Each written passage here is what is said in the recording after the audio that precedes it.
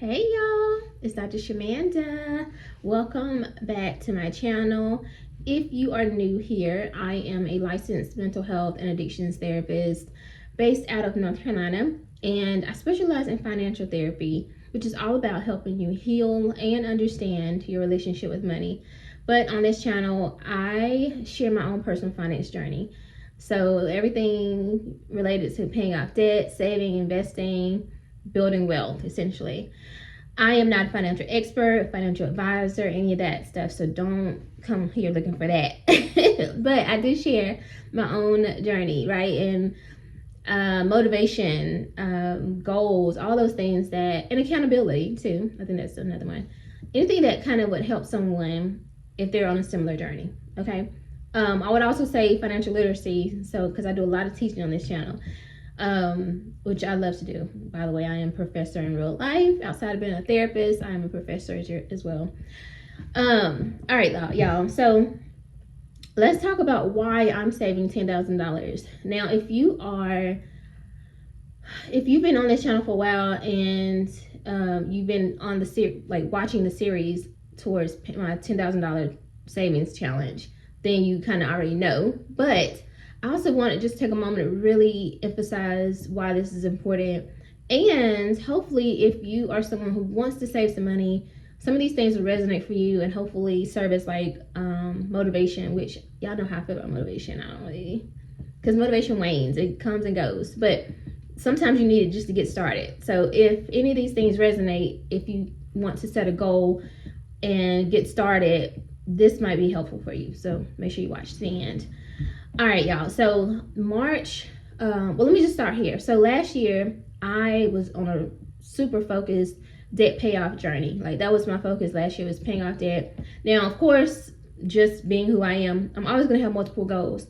So although I was really hyper focused on paying off debt, I also was investing still, okay?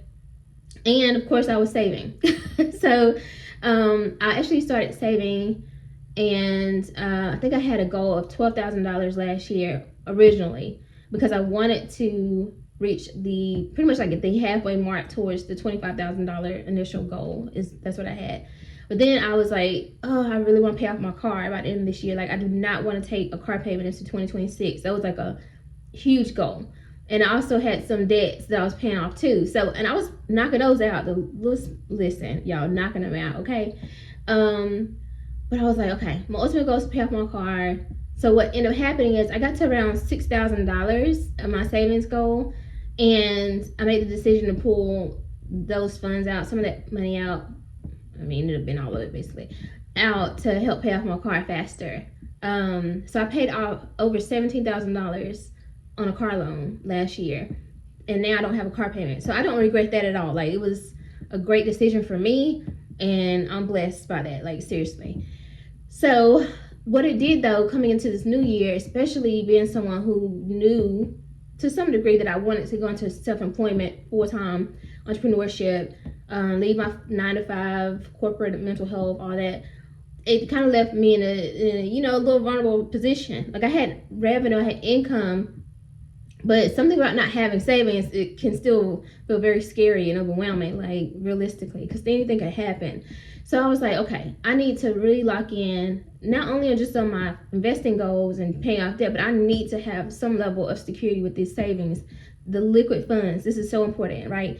And so I was like, oh, what's a good number? Originally, I started at like 12.5. I was like, if I do 12.5, that's halfway to 25. Now, what's the significance of 25? Because you heard me say that a couple times already. My ultimate goal is to have $100,000 liquid cash in a high yield savings account that is just throwing off a certain amount of interest every year. That is the goal for me before 40. So within the next like 24, 36 months, something like that. And I was like, so 25 kind of represent like, 1/4 there. Like, it'll make me feel like I made a chunk, a little dent. You know what I mean? So that was ultimately the goal. But then I was like, okay, but you really want to have these debts paid off so that you can really focus on paying off your student loans and your mortgage next year. Like, that's the only goals you have. So I was like, okay. And I also had still have this huge $100,000 investing goal, which I'm not too far. I'm over halfway there. But all that's this year. So I was like, ugh. okay, let me bring this number down to 10K. 10K, I can do this. I can do it. And that's kind of how I got here. So I'm at 10K challenge. Like, I'm like, if you can at least leave this year with $10,000 in your savings account, high yield savings account, is throwing off interest, that's a good starting point. And technically, you like what, 10%? Isn't 10% of 100? like you're almost there. Like, that's a good little chunk, right? So I was like, okay. So that's how I got to 10K, y'all. So that's where I'm at. And I started that, just randomly had a thought, like all goals for me, in March. So March, I started this journey. So 90 days, I have reached a little over $4,000 saved in my high yield savings account.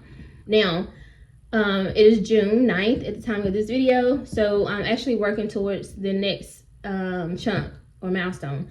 I decided last month that I wanted to actually do $2,000 increments every month.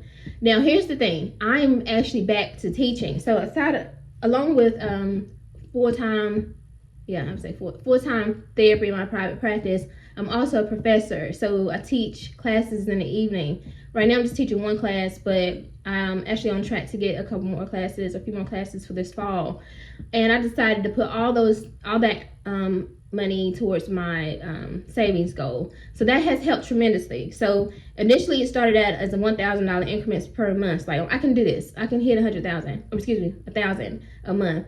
But then when I started teaching again, I was like, okay, how about I just use my YouTube money, my teaching money, and then any miscellaneous money that I don't spend from my payouts to myself, put that towards savings. And I was like, I can hit $2,000 a month. I can, realistically. So that's how I got there. So I'm over $4,000. The goal for this month of June is $6,000. And I have to say, y'all, I'm already pretty much there. Like, once I get my teaching payout for this month, my YouTube payout, and I already have miscellaneous funds already in my savings ready to add to that, I will have crossed the $6,000 milestone. Why is that significant? Because that's the most I've ever had. Like, remember last year I hit 6,000 and then I had to use it, or I decided to use it.